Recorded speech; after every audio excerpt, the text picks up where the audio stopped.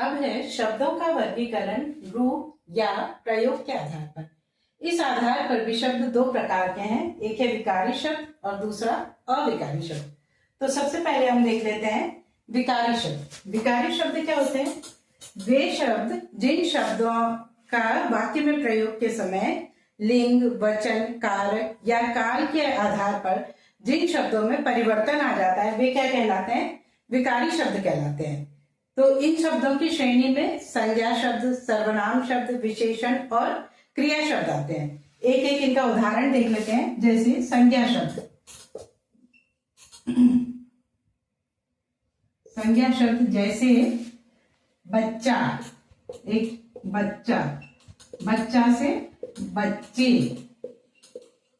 बच्चों, बच्ची आदि। तो क्या हो रहा है यहाँ पर?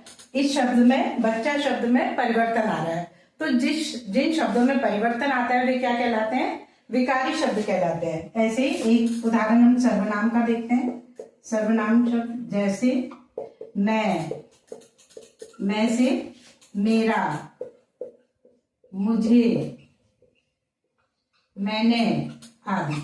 ठीक है। ऐसे विशेषण शब्द, विशेषण शब्द का उदाहरण देखिए। जैसे अच्छा, अच्छा से अच्छी, अच्छे। तो ये क्या हो रहा है? इनमें परिवर्तन आ जा रहा है। तो जिन शब्दों में परिवर्तन आता है वे क्या कहलाते हैं? विकारी शब्द कहलाते हैं। ऐसे एक उदाहरण क्रिया शब्द का भी देख लेते हैं हम। क्रिया शब्द का जैसे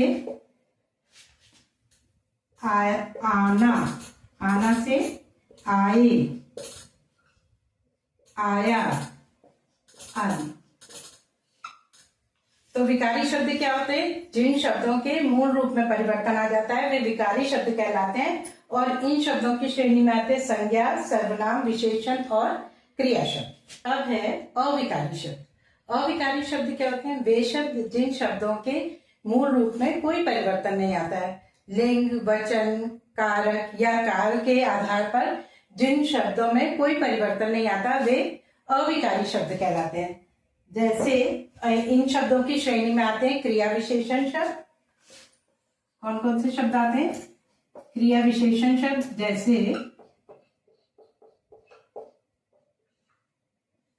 जैसे धीरे, जल्दी, यहां, वहां आदि। ठीक है।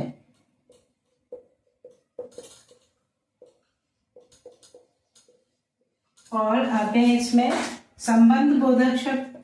संबंध बोधक शब्द जैसे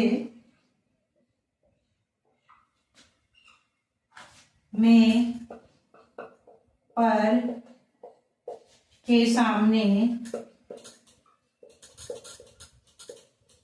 के ऊपर, के पीछे आदि। फिर है समुच्चय बोधक शब्द। समुच्चय बोधक शब्द जैसे परंतु, या, अथवा, और, इसलिए, क्योंकि आदि। उसके बाद आते हैं विस्मय आदि बोधक शब्द।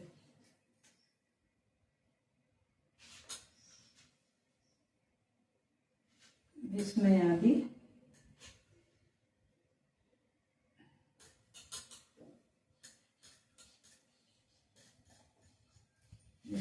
बोधक शब्द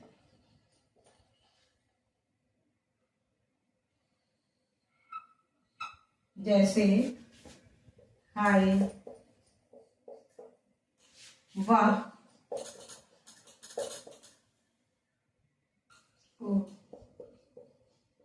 आदि। ठीक है। तो अब है शब्दों का वर्गीकरण अर्थ के आधार पर। इस आधार पर भी शब्द चार प्रकार के हैं। कौन कौन से? एकार्थी शब्द, अनेकार्थी शब्द, समानार्थी शब्द या पर्यायवाची शब्द और विलोम शब्द। तो एकार्थी शब्द, एकार्थी शब्द क्या होते हैं? वे शब्द जिन शब्दों का केवल एक ही अर्थ निकलता हो वे क्या कहलाते हैं? एकार्थी या एकार्थक शब्द कहलाते हैं। और इन शब्दों की श्रेणी में कौन से शब्द आते हैं? व्यक्तिवाचक संज्ञा के शब्द आते हैं, जैसे गंगा, दिल्ली,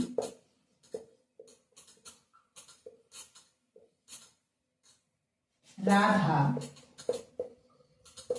आदि। ये क्या है?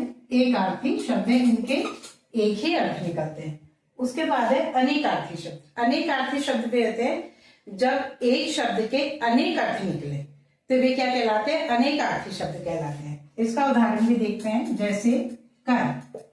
कर का अर्थ हाथ भी होता है, कर का अर्थ टैक्स भी होता है, और कर का अर्थ किरण भी होता है।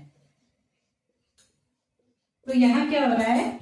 एक शब्द है कर, इसके अनेक अर्थ है, तो ये क्या कहलाते हैं? अनेकार्थी शब्द कहलाते हैं।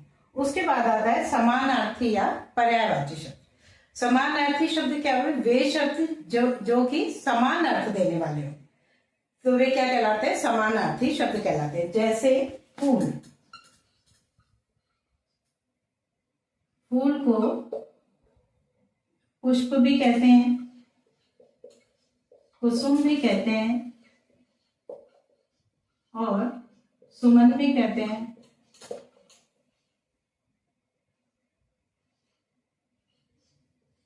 तो ये क्या कहलाते हैं? पर्यायवाची या समानार्थी शब्द कहलाते हैं, समान अर्थ देने वाले शब्द। ठीक है। उसके बाद है विलोम शब्द। विलोम शब्द क्या हुए? विपरीत अर्थ देने वाले शब्द क्या कहलाते हैं? विलोम शब्द या विपरीतार्थक शब्द कहलाते हैं। जैसे पाप का पुण्य, अच्छा का बुरा आदि। तो ये हो गए विलोम शब्द। वीडियोस बनाने हैं, फिल्मोरा है ना।